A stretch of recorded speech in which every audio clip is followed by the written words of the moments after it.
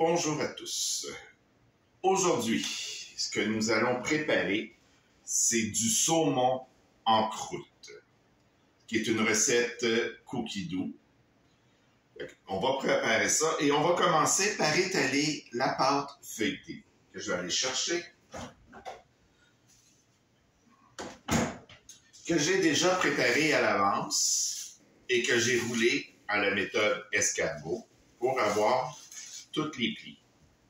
Quand on roule la pâte, on s'arrange pour que la couture soit en dessous et on met l'escargot debout comme ça et on y va comme ça. On peut mettre un petit peu de farine, mais pas trop quand même, pour empêcher que ça colle. Vous savez que la pâte feuilletée, il faut qu'elle soit très froide quand on la travaille pour pas que le beurre sorte dans la pâte. Quand vous avez terminé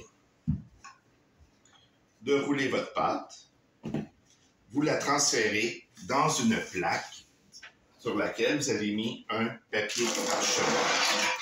Vous savez que la recette de la pâte feuilletée express, elle est dans Cookie Doux. Vous prenez votre pâte et vous la mettez dans la plaque pour l'instant. Voilà, et on met ça de côté. Et là, on va commencer à cuisiner l'intérieur, ce qui va farcir la pâte. On nous demande de mettre 30 g d'oignons. Voilà. Une gousse d'ail. On insère le couvercle avec son gobelet doseur. Et on va mixer 4 secondes à la vitesse 5.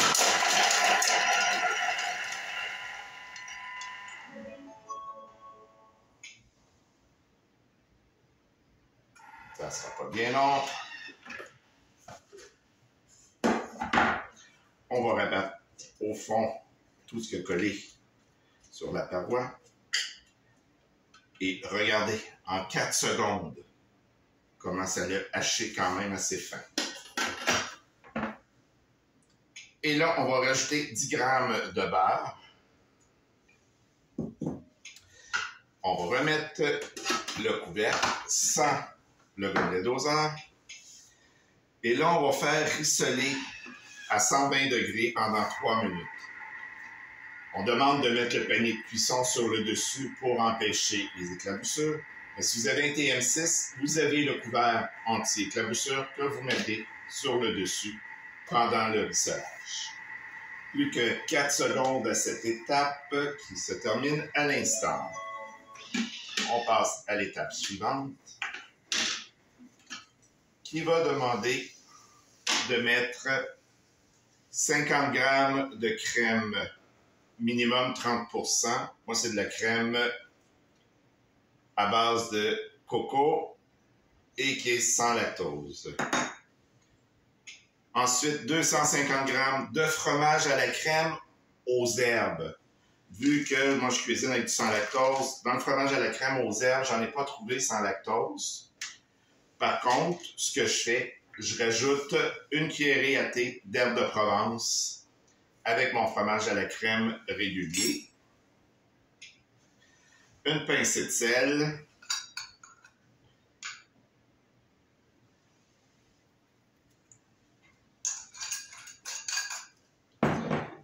un peu de poivre, voilà. Ensuite, 2 brins d'aneth. Je n'ai pas d'aneth fraîche, donc je mets de l'aneth séchée. Je mets une cuillerée à thé d'aneth séchée dedans.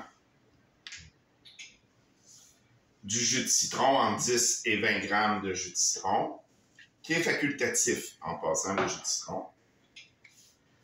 Ensuite, on réinsère le couvercle avec son gobelet doseur.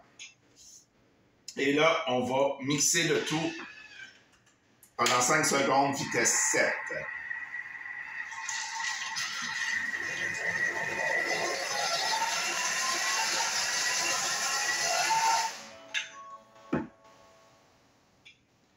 On va redescendre le tout dans le fond du bol.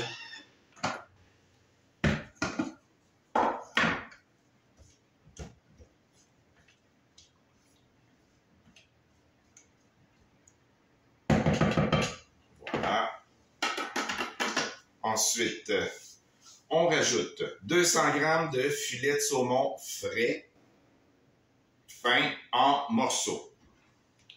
Moi, j'ai mon 200 g de saumon en morceaux.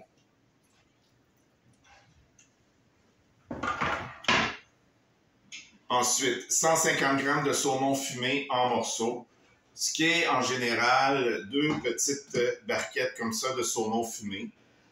Normalement, une barquette, c'est 75 grammes. Fait qu'il demande 150 grammes, coupés en morceaux. Fait qu'on en met 2.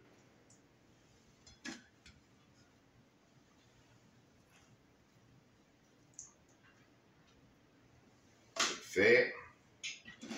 On va réinsérer le couvercle avec son gobelet doseur. On va quand même ramasser tout ce qu'il y a dans le couvercle.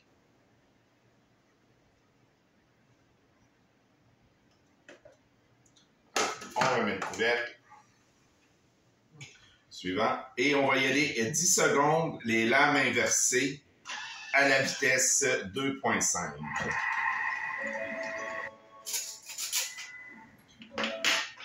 L'étape est terminée.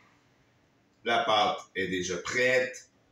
Ce qu'on fait maintenant, c'est qu'on prend la mixture qu'on vient de faire et on la met sur la moitié de la pâte.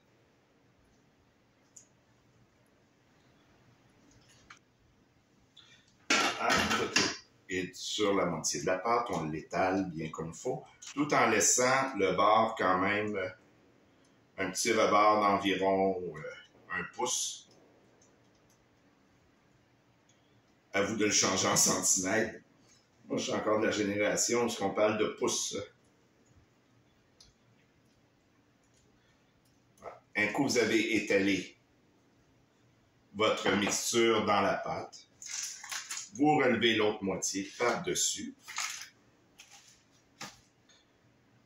Et là, vous tirez un petit peu pour la fermer.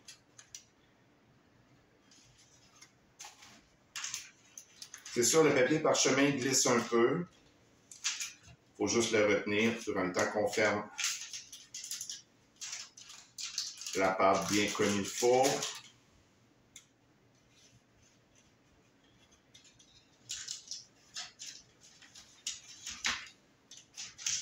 Et après, on prend une fourchette pour lui donner des petites rayures tout le long.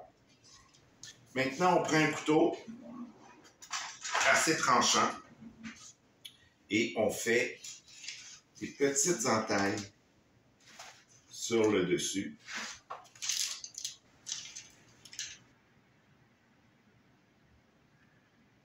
Et un coup que les entailles sont faites, tout est fait, on badigeonne avec un jaune d'œuf que je ne ferai pas présentement parce que moi, je vais l'envoyer au frigo avant pour bien le refroidir.